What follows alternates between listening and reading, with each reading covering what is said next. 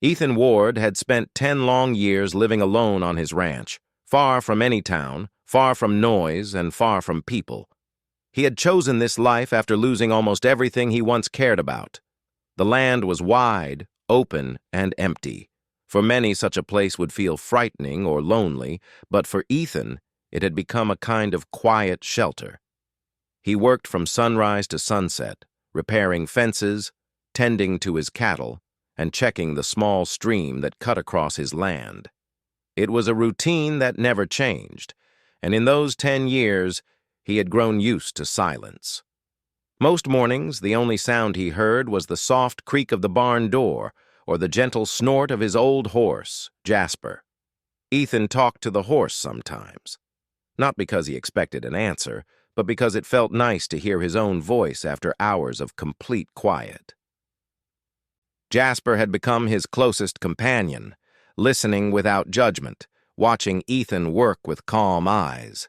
Ethan rarely went into town. The nearest one, Red Creek, was almost a full day's ride away, and he only visited when he needed supplies he couldn't make himself: salt, coffee, bullets, soap, and once in a long while, new boots. Because he visited so rarely, people in Red Creek whispered stories about him. Some said he was hiding from someone. Others said he preferred animals over people. A few believed he was dangerous. But the truth was simple. Ethan was a tired man who needed peace.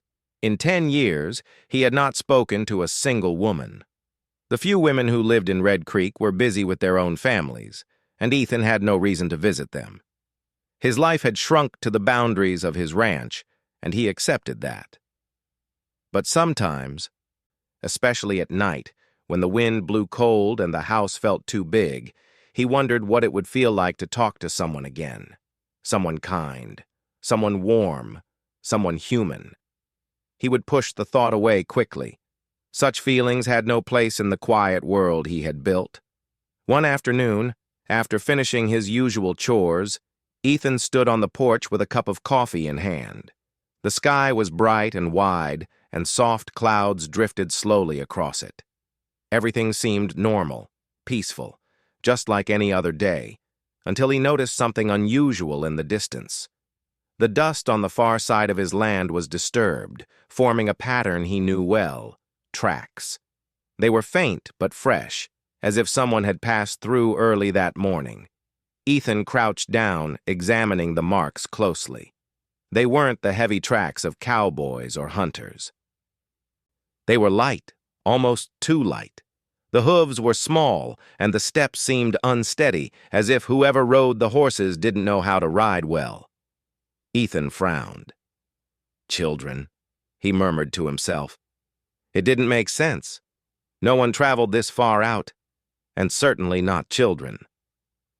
He followed the tracks for a short while, but stopped before they led deeper into the hills. Whoever it was had already left his land. There was no reason to worry, he told himself, but something still felt strange. That evening, a storm rolled in. Dark clouds gathered like a heavy blanket over the valley. The wind picked up, sweeping across the ranch with a low whistle. Ethan locked the barn doors, checked the windows, and made sure Jasper was safe inside. Then he returned to his house, lit a lamp, and sat down with one of the old letters he kept in a small wooden box. These letters were the only reminders of his former life, words written by people who no longer lived near him or didn't live at all. He read the same lines he had read 100 times, as if the familiar handwriting connected him to a world he once knew. Suddenly, he heard something faint, a voice, then another voice, softer, nervous, almost a whisper. Ethan froze. The wind could make strange sounds, but this didn't sound like wind. He set the letter down slowly, stood up, and listened again. The voices grew clearer. Several of them, talking quietly, almost afraid. He grabbed his lamp and walked to the door. When he opened it, he stopped breathing for a moment. Standing outside, drenched from the rain, were 7 young Apache girls. Their clothes were worn, their faces tired, and their eyes full of fear and exhaustion. They looked no older than early teens, but each one carried the weight of something heavy, something painful. Ethan stared at them, unsure what to do. In all his years living alone, he had never expected a sight like this. The girls looked at him the same way he looked at them, with shock, caution, and confusion. The oldest girl, maybe 16, stepped forward slowly. Her hands trembled, but she tried to keep her voice steady. "Sir, we need help." Her words were simple, but Ethan could hear the desperation behind them. He didn't answer right away. He looked at their soaked clothes, muddy shoes, and faces marked with fear and exhaustion. They had been traveling for a long time. They were cold. They were terrified. Without thinking further, Ethan stepped back and opened the door wider. "Come inside," he said quietly. The girls hesitated for a moment. They studied him carefully, unsure if a lone cowboy was safe to trust. But the storm behind them was fierce, and they had nowhere else to go. One by one, they stepped inside, their wet footprints marking the wooden floor. Ethan quickly lit another lamp and grabbed blankets from a small chest. The girls wrapped themselves tightly, shivering. They looked around the house, one small table, a single bed, a few old books, and a coat hanging by the window. It was clear he lived simply, almost too simply. "Sit near the fire," Ethan said, his voice gentle. "You're freezing." As the girls sat together, warming their hands, Ethan crouched nearby and asked softly, "Where did you come from?" For a moment, none of them answered. They exchanged worried looks. Finally, the oldest girl took a deep breath. "We ran from bad men," she said. "They attacked our village. Many were hurt. We hid in the hills. We walked for days. We followed the river. We didn't know where to go. Someone said a quiet cowboy lived out here, someone who doesn't hurt people." The youngest girl, maybe only 9, wiped her eyes. "We were scared to come," she whispered. "But we had no choice." Ethan listened in silence. He knew the land well. He knew how cruel rival groups could be. He also knew helping these girls could bring trouble to his ranch, maybe even danger. But when he looked at them, cold, tired, frightened, he felt something he hadn't felt in years: responsibility toward another human being. "Did anyone follow you?" he asked. The girls shook their heads, but their expressions showed they weren't entirely sure. Ethan stood up and walked to the window. The storm still raged outside. No one would come for them tonight. "You can stay here until the storm passes," he said firmly. "I'll make food. You need rest." The girls looked at him with relief and gratitude. As Ethan cooked a simple meal, he noticed the way the girls observed him. Curious, cautious, but slowly becoming more comfortable. They whispered among themselves, watching how carefully he moved, how quietly he spoke, and how much effort he put into making them feel safe. When he placed the food in front of them, they bowed their heads slightly, a gesture of respect. They ate slowly at first, as if unsure if it was truly okay. But soon, hunger took over, and they ate with quiet appreciation. After supper, Ethan sat near the fire, listening to them talk softly in their language. Their voices filled the house, something he hadn't heard in years. Not just voices, but life. One by one, their eyes grew heavy. The youngest fell asleep first, leaning gently against her sister. The others dozed soon after, curled up beneath the blankets. Ethan watched them sleep, the fire crackling softly beside them. The storm outside roared, but the house felt strangely warm. In 10 long years, he had not welcomed anyone into his home. Yet tonight, 7 lost girls slept under his roof.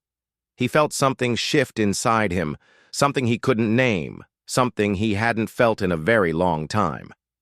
For the first time in years, Ethan Ward didn't feel completely alone. The storm lasted the whole night, beating against the ranch house with strong winds and heavy rain. Ethan barely slept. Every time the wind shook the windows, he got up to check that the girls were still safe and warm beside the fire. They slept close together like a small group of frightened birds, drawing comfort from each other's presence. The oldest girl kept waking up now and then, checking on the younger ones before going back to sleep. When morning finally arrived, the storm clouds slowly started to fade, leaving behind a cold and quiet sunrise. Ethan stepped outside to check the land.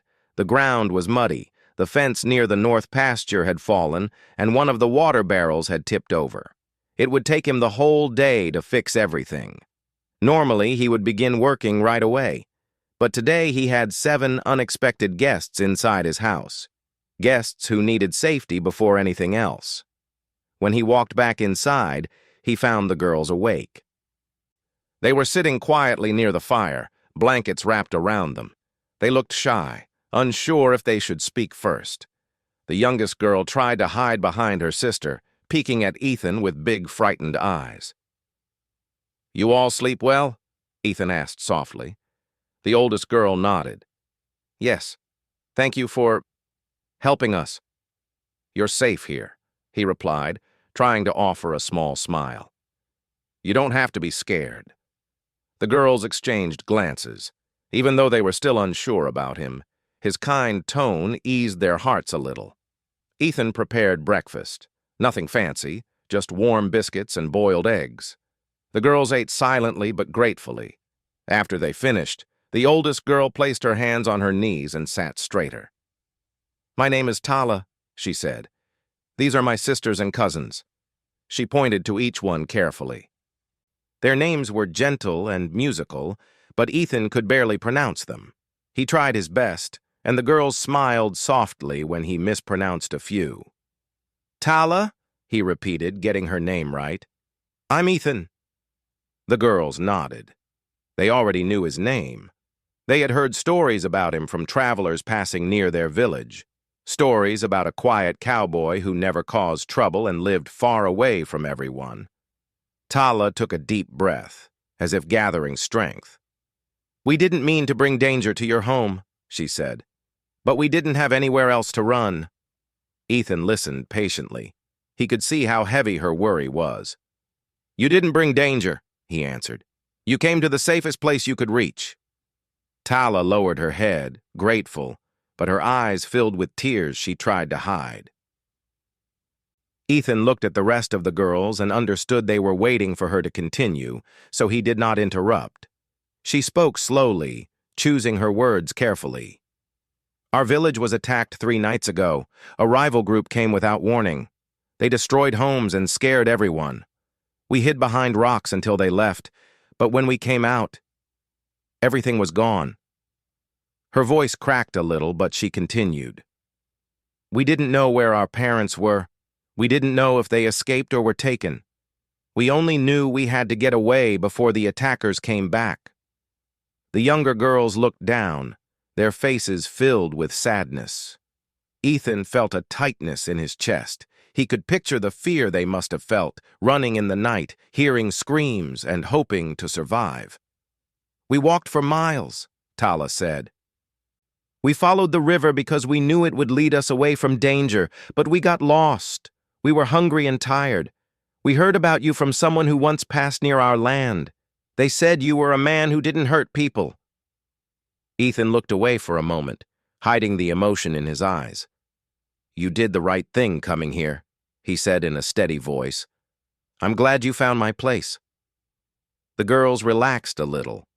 They could feel the honesty in his words. Throughout the morning, Ethan did small chores around the house while the girls rested.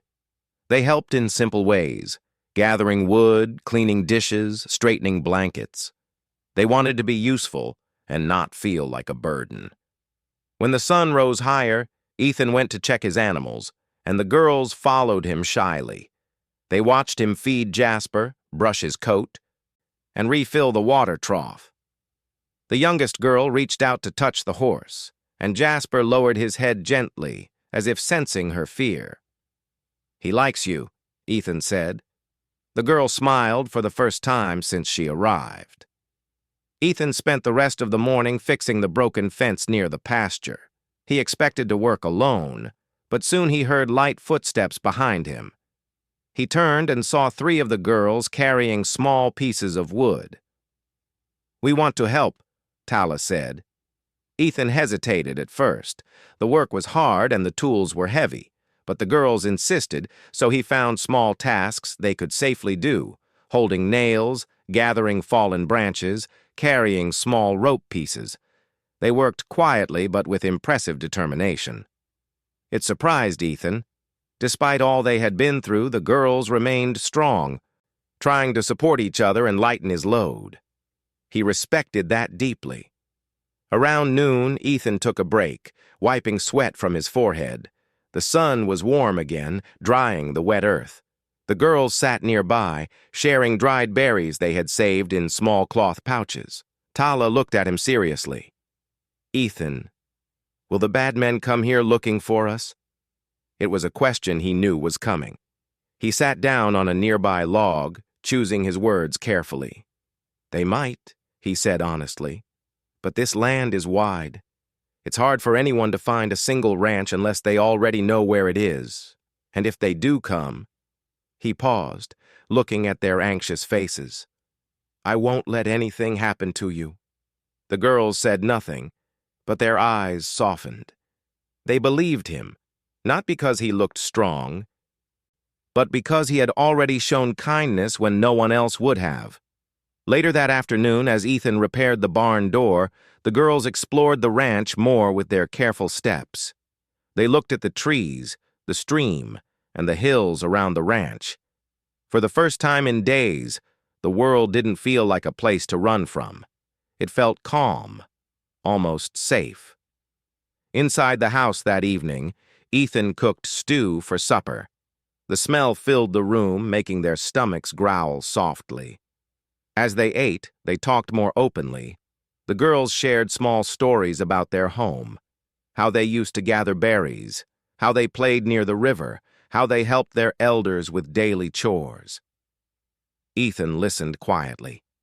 Even though he did not know their language well, he understood their emotions. Their memories carried sadness, but also strength. It made him admire them even more. After supper, Tala surprised Ethan by asking a question he never expected. "Why do you live alone?" she asked gently. Ethan paused. He had not spoken about his past in years. The question felt heavy, but not painful. "I lost my family a long time ago," he said slowly. "I didn't know where I belonged after that. So I came here, far from everything." The girls looked at him with soft eyes, not pitying him but understanding him. They knew what loss felt like. They knew what loneliness felt like. In that moment, something silent passed between them, a shared sadness, a shared strength. The sun began to set, painting the sky with orange and gold. Ethan lit the lamps, while the girls arranged their blankets near the fire again. But tonight, the air felt different. The fear that had followed them for days had loosened a little. Before lying down, Tala spoke again. "We are glad we found your home." Ethan looked at the 7 tired faces glowing in the warm firelight. "I'm glad too," he replied softly. When the girls finally fell asleep, Ethan stepped outside onto the porch. The night was calm now. The stars stretched far across the sky, bright and endless. It reminded him how big the world was and how small a single person could feel. But tonight, he didn't feel as small or as alone. Against all expectations, 7 frightened girls had walked into his quiet life, and slowly, without him noticing, they had brought something back into his heart that had been missing for a decade. Human connection, compassion, purpose. Ethan stayed on the porch for a long time, listening to the peaceful silence. He knew challenges might come soon. He knew danger wasn't gone. But for the first time in years, he felt ready for whatever came next. He wasn't alone anymore. The next morning began peacefully, but something in the air felt different. Ethan sensed it the moment he stepped outside. The sky was clear, the sun warm, and the land quiet, but the quiet felt too perfect, too still, as if the world was holding its breath. Years of living alone had sharpened his instincts, and he trusted them. Something was coming. Inside the house, the girls were waking up, stretching and rubbing their eyes. They looked more rested than before, but the fear they carried had not disappeared. It sat in their hearts like a shadow. Ethan didn't want to worry them, so he kept his thoughts to himself. He made breakfast, and the girls gathered around the table. They spoke softly, sharing pieces of bread and fruit. Ethan watched them, feeling a strange mix of protectiveness and responsibility. He had never asked for visitors, but now he couldn't imagine sending them away. After breakfast, Ethan told them he needed to check the far end of the ranch. "You should stay close to the house today," he said. "Don't wander into the hills." Tala noticed the seriousness in his tone. "Is something wrong?" "I'm not sure," Ethan replied, "but I want to be careful." The girls trusted him completely, so they nodded and stayed near the house while he saddled Jasper. As he rode across the land, Ethan kept scanning the ground. After an hour, he found what he feared. Fresh tracks, not small ones like the girls had made. These were heavier, deeper, made by several horses. He knelt beside the tracks. The edges were still sharp, meaning the riders had passed through recently, maybe that morning. His heart sank. The attackers were close. He followed the tracks for a short distance until they led toward the hills, then disappeared behind thick brush. Whoever these men were, they were moving carefully, maybe even circling the area. Ethan didn't want to risk going further alone, so he turned Jasper around and galloped home. When he reached the ranch house, the girls were outside collecting firewood. Their laughter stopped as soon as they saw his expression. Tala stepped forward.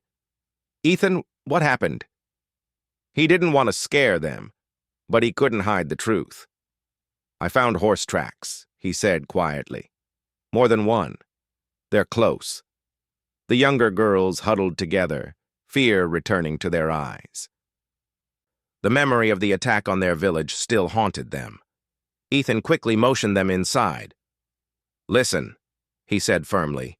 "If someone comes, you girls hide in the cellar under the floorboards. No noise, no movement. You stay hidden until I say it's safe." Tala swallowed hard. "Will they come here?" "I don't know," Ethan admitted. "But I'll be ready if they do." The girls didn't ask more questions. They trusted him completely.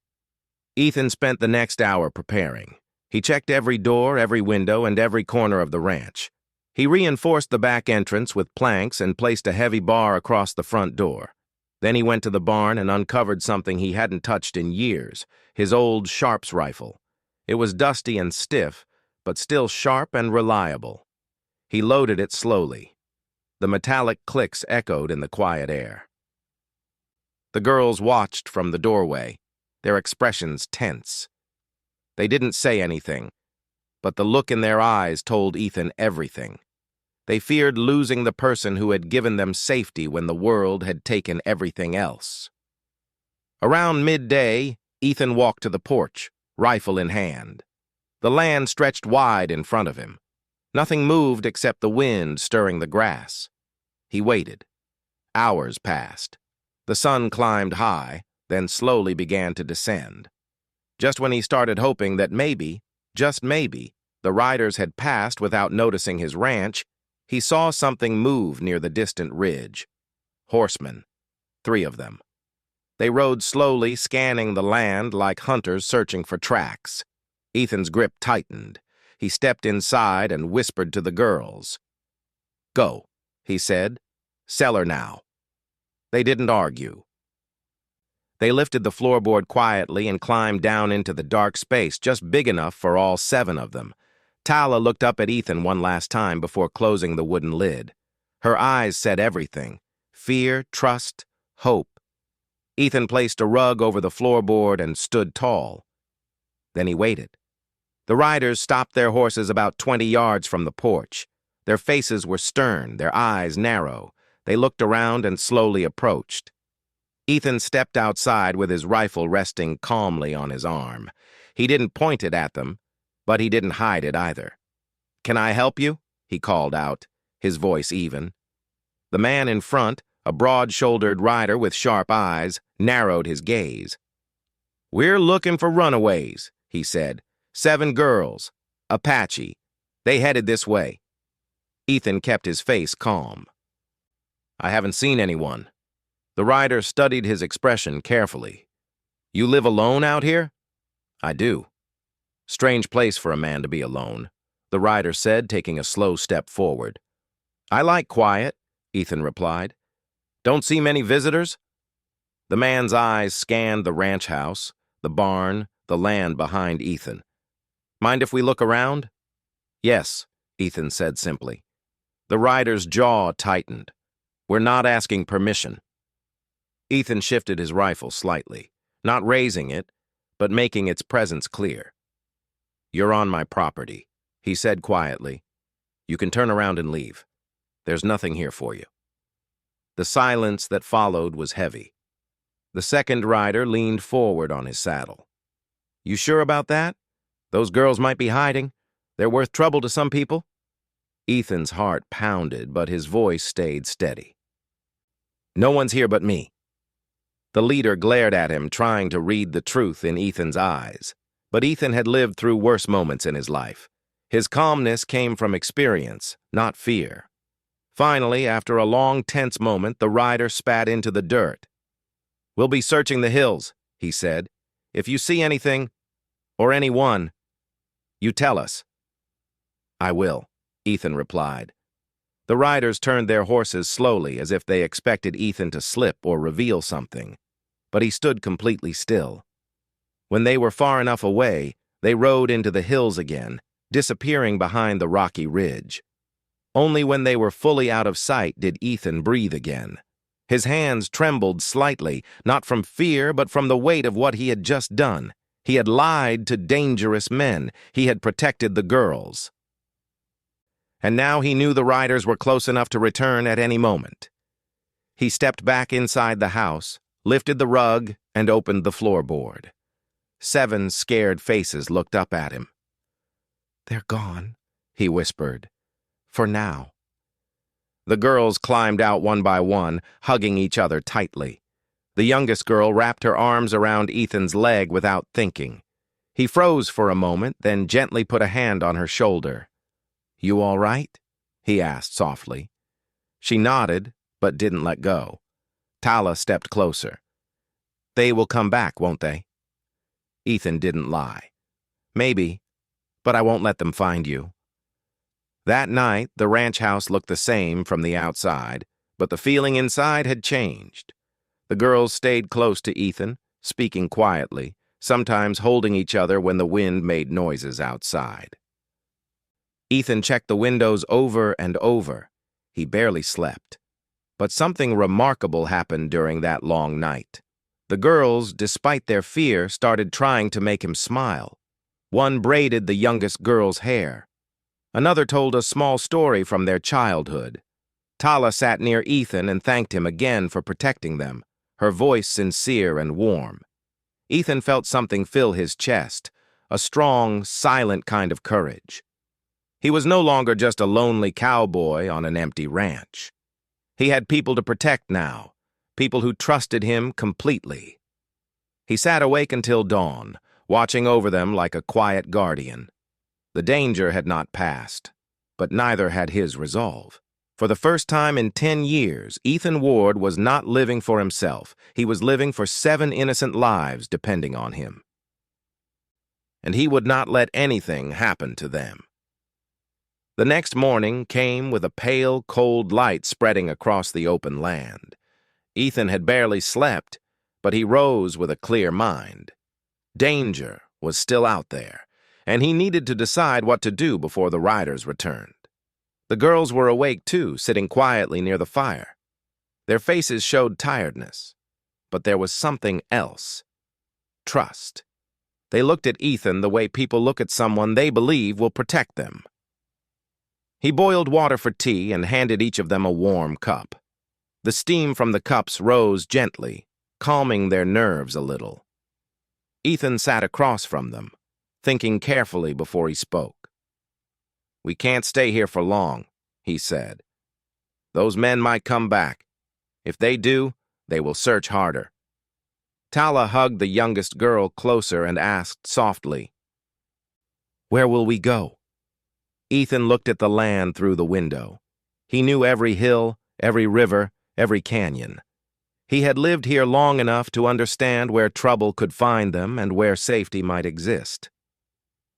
"There's a friendly Apache camp 2 days' ride from here," he said. "I've met them before while trading. They're peaceful. If your families survived, that's where they'd go first." The girls exchanged hopeful glances, but also worried ones. The journey would be long, and the riders might still be nearby.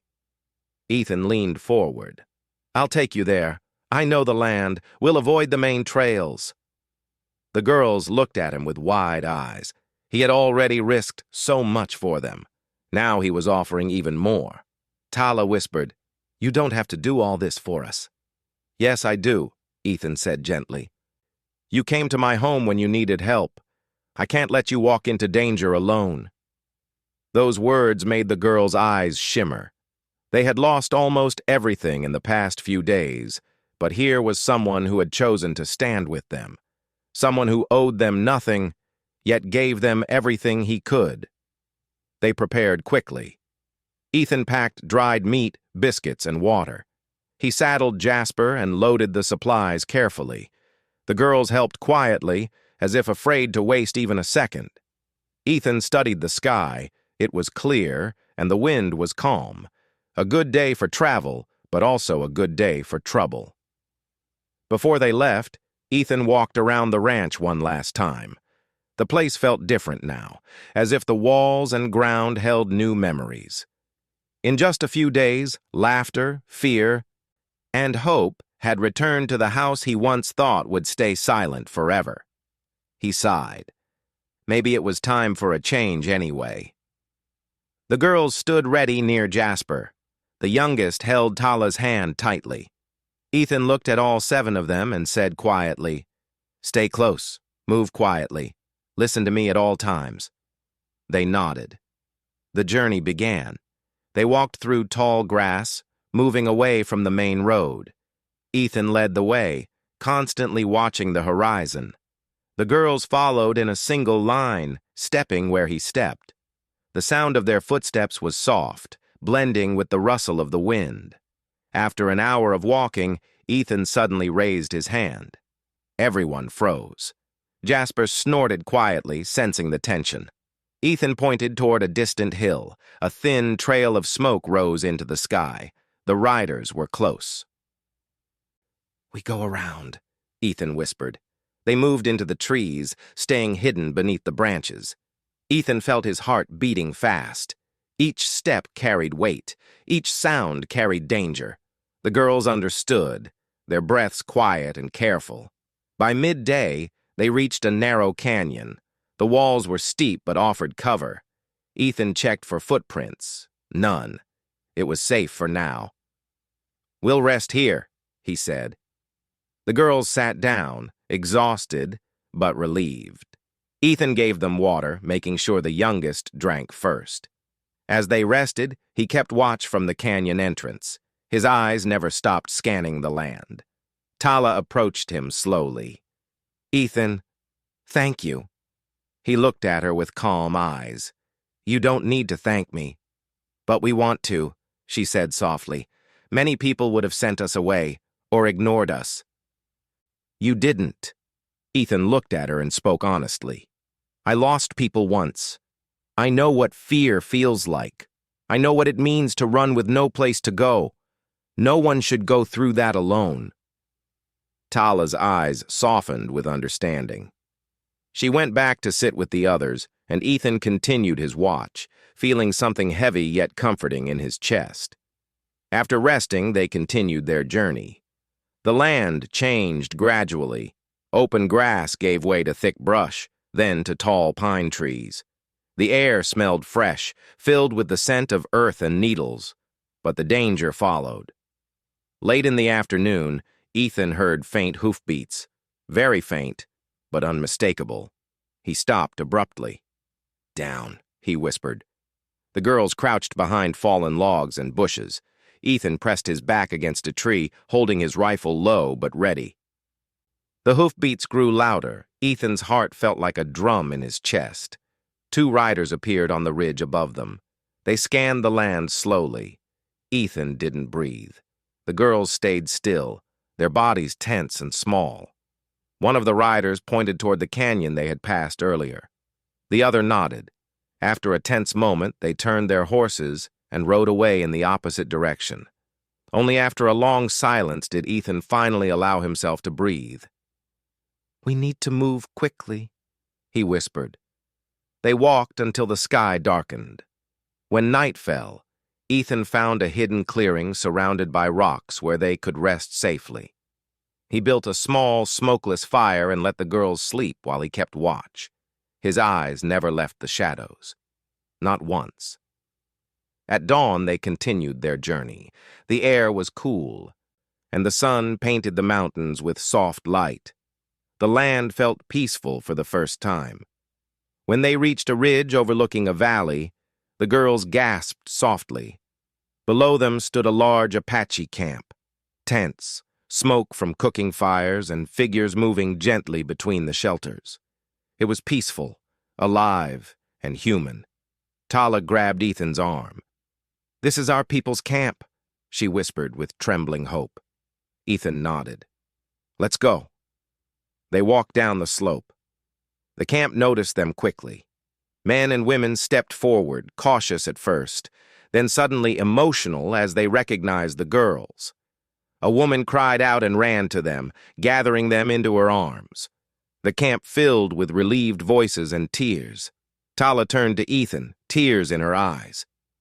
"You brought us home." Ethan felt a warm, heavy feeling in his chest. He had never seen such raw relief, such gratitude. The girls clung to him for a moment, thanking him again and again. Soon the Apache elders approached. They looked at Ethan with deep respect. "You protected our children," one elder said. "You will always be welcome among us." Ethan bowed his head slightly, humbled. He didn't do it for reward. He did it because it was right.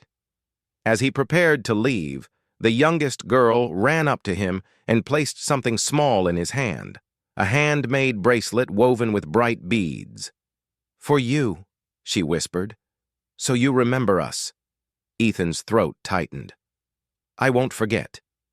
Tala walked forward, standing strong and calm. "Ethan, you changed our lives.